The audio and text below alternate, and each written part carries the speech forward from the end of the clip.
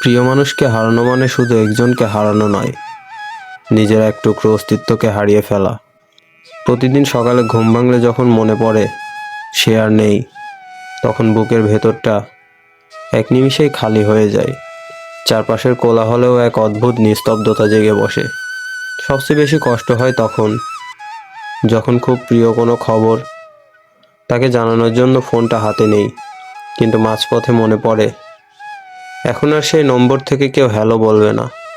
তার প্রিয় গানটা বাজলে কিংবা তার প্রিয় রঙের কাউকে রাস্তা দিয়ে হেঁটে যেতে দেখলে বুকটা হু হু করে ওঠে। মনে হয় পৃথিবীর সব আলো যেন হঠাৎ নিভে গেছে। লোকে বলে সময়ের সাথে সব ঠিক হয়ে যায়, কিন্তু সত্যি বলতে কোনো কিছুই ঠিক হয় না।